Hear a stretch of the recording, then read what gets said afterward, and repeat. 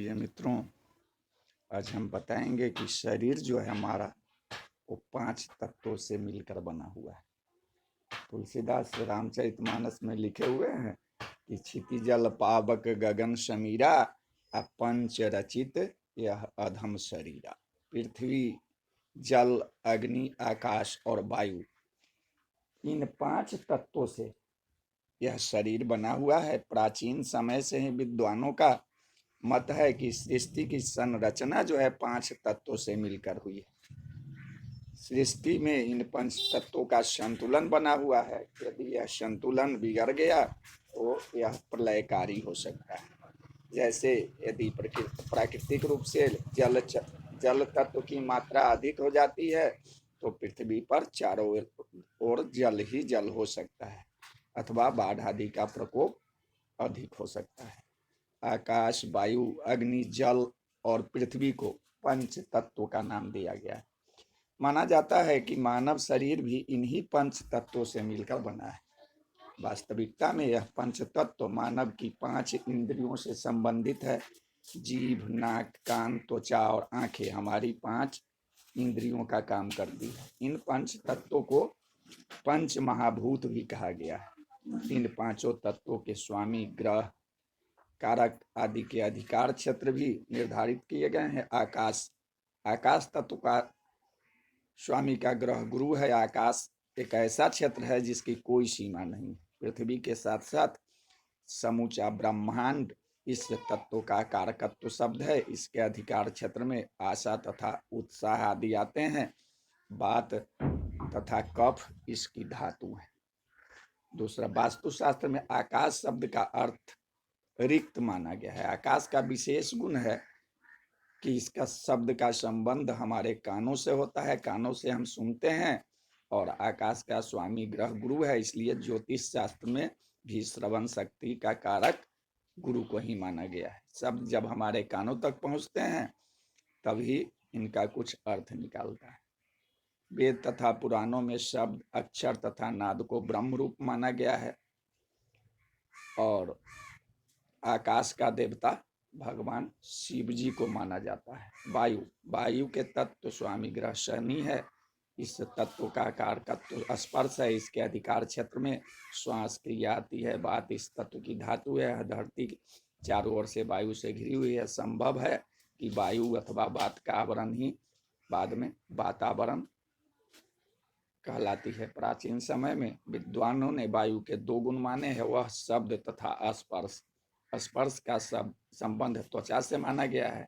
संवेदनशील नाड़ी तंत्र और मनुष्य की चेतना श्वास प्रक्रिया से जुड़ी है और इसका आधार वायु है। वायु के देवता भगवान विष्णु माने गए हैं। अग्नि, सूर्य तथा मंगल अग्नि प्रधान ग्रह होने से अग्नि तत्व के स्वामी ग्रह माने गए हैं। अग्नि का कारकत्व रूप है। इसके अधिकार क्षेत्र जीवन शक्ति है। इस तत्व की धातु पित्त है। हम जानते हैं कि सूर्य की अग्नि से ही धरती पर जीवन संभव है। यदि सूर्य नहीं होगा तो चारों ओर अंधकार के सिवाय कुछ नहीं रहेगा।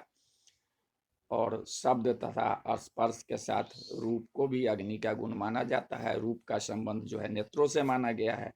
और ऊर्जा का जो मुख्य स्रोत है वो अग्नि तत्व है। सभी प्रकार की ऊर्जा, चाहे वह सौर ऊर्जा हो या आणविक ऊर्जा हो या उष्मा ऊर्जा हो, सभी का आधार अग्नि ही है।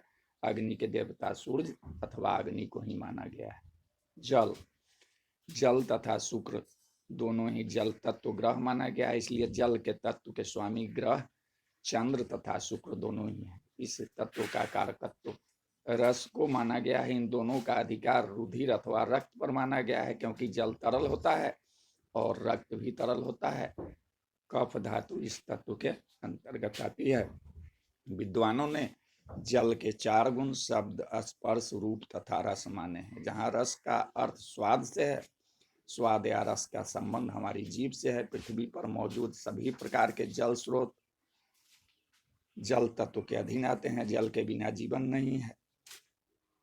यह हम भली बात ही जानते हैं कि विश्व की सभी सभ्यताएं नदियों के किनारे ही विकसित हुई है। जल के देवता वरुण तथा इंद्र को माना गया है।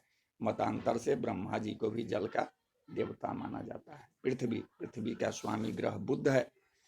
इस तत्व का कारकत्व गंध है। इस तत्व के अधिकार क्षेत्र में हड्डी तथा मांस आता है। इस तत्व के अंतर्गत आने वाली धातु वात, पित्त तथा कफ तीनों आती है। विद्वानों के मतानुसार पृथ्वी एक विशाल चुंबक है। इस चुंबक का दक्षिण सिरा भौगोलिक उत्तरी ध्रुव में स्थित है। संभव है इसी कारण दिशा सूचक चुंबक का उत्तरी ध्रुव सदा उत्तर दिशा की ओर रहता है। पृथ्वी अथवा भूमि के 5 गुण शब्द, स्पर्श, रूप, स्वाद तथा आकार माने गए हैं। आकार तथा भार के साथ गंध भी पृथ्वी का विशिष्ट गुण है, क्योंकि इसका संबंध नासिका की घ्राण शक्ति से है।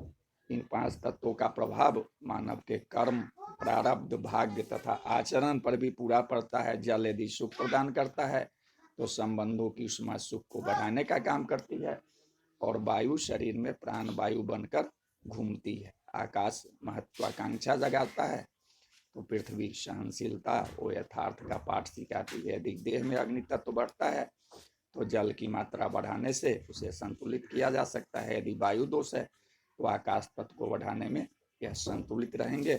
बोलिए हर हर महादेव, जय शिव।